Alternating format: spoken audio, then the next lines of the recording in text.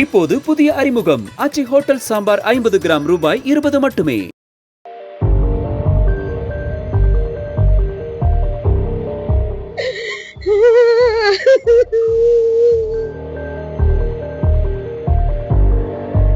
இதுக்காக நடவடிக்கை எடுக்கணும். என் பசங்க மண்டோடு ஒடிஞ்சு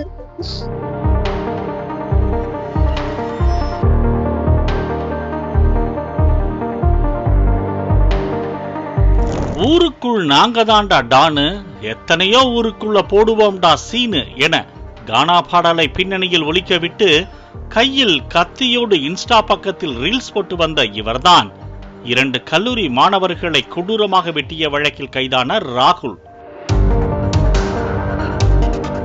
திருவள்ளூர் மாவட்டம் திருவாலங்காடு அடுத்த பாகசாலை கிராமத்தை சேர்ந்த அன்பரசன், அனீஷ் இருவரும் சென்னை வியாசர்பாடியில் உள்ள அம்பேத்கர் அரசு கலைக்கல்லூரியில் BA 1ஆம் ஆண்டு படித்து வருகின்றனர். நண்பர்களான இருவரும் ஆங்கில புத்தாண்டு அன்று பைக்கில் மணவூர் நோக்கி புறப்பட்டுள்ளனர். அப்போது லட்சுமி விலாசபுரம் பகுதி வழியாக இருவரும் பைக்கில் சென்றபோது அதே பகுதியை சேர்ந்த 19 வயது ராகுல் போதையில் பைக்கை வழிமறித்துள்ளார். எங்க ஏரியாவுக்குள்ளேயே பைக்கில் இப்படி வருவீங்களாடா என ராகுல் மிரட்டியதாக கூறப்படுகிறது. இதனால் பயந்து போன அன்பரசன், அனீஷ் இருவரும் தங்களது பெற்றோரிடம் இது குறித்து தெரிவித்துள்ளனர். இதனைத் தொடர்ந்து இருவரின் பெற்றோரும் ராகுலின் பெற்றோரிடம் உங்கள் மகனை கண்டித்து வையுங்கள் என கூறியுள்ளனர்.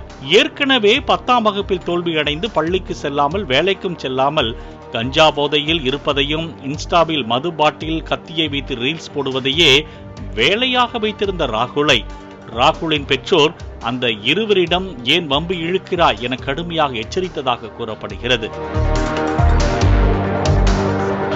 பின்னர் கடந்த 20ஆம் தேதியன்று அன்பரசன், அனீஷ் இருவரும் வழக்கம் போல பைக்கை மணவூர் ரயில் நிலையத்தில் விட்டுவிட்டு ரயிலில் கல்லூரிக்கு சென்றனர்.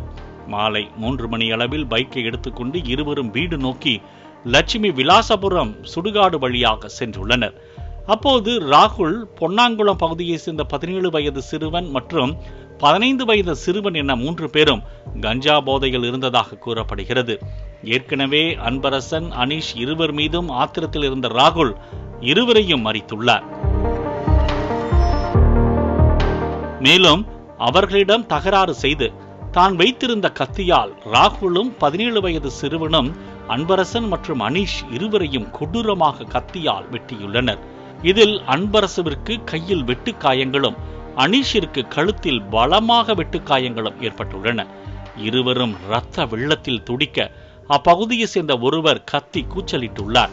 உடனே அங்கிருந்து அந்த மூவரும் தப்பி ஓடியுள்ளனர். பின்னர் இரத்த வெள்ளத்தில் கடந்த 2 கல்லூரி மாணவர்களையும் அப்பகுதி மக்கள் பைக்கிலேயே அருகில் உள்ள ஆரம்ப சுகாதார நிலையத்திற்கு அழைத்து சென்றுள்ளனர். அங்கு இருவருக்கு முதலுதவி அளிக்கப்பட்டது. இதில் அனீஷ் உயிருக்கு ஆபத்தான நிலையில் இருந்ததால் சென்னை ராஜீவ்காந்தி அரசு மருத்துவமனைக்கு ஆம்புலன்ஸ் மூலம் அனுப்பி வைக்கப்பட்டார். மேலும் அன்பரசுவை திருவள்ளூர் அரசு மருத்துவக் கல்லூரி மருத்துவமனைக்கு ஆம்புலன்ஸ் மூலம் அனுப்பி வைத்தனர்.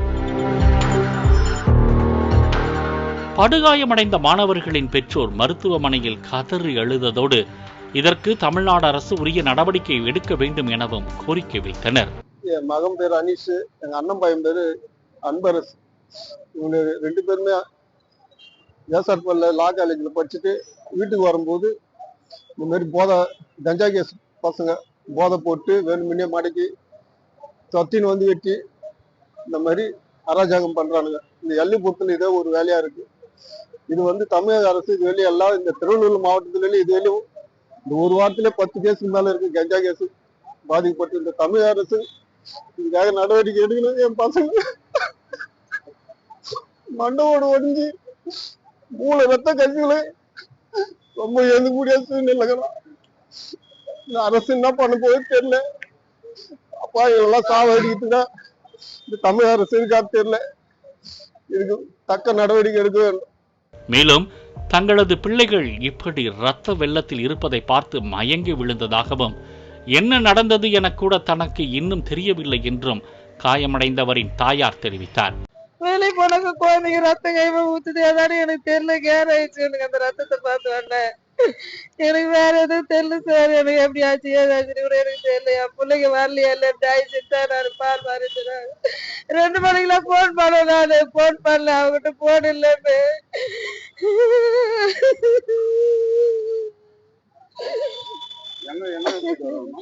அவங்க காலேஜுக்கு போய் வரானுங்க சார்.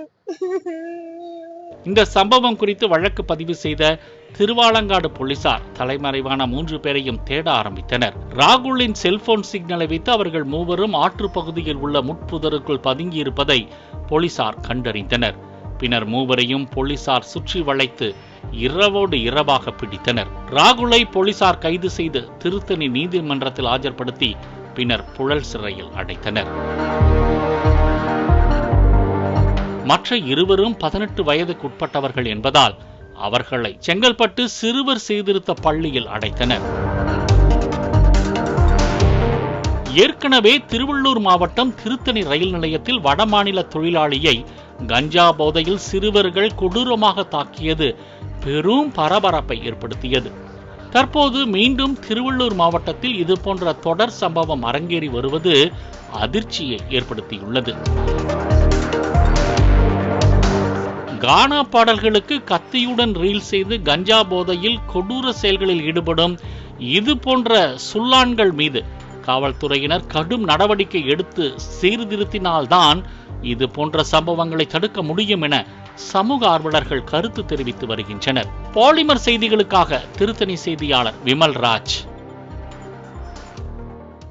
இப்போது புதிய அறிமுகம் ஆச்சி ஹோட்டல் சாம்பார் 50 கிராம் ரூபாய் 20 மட்டுமே.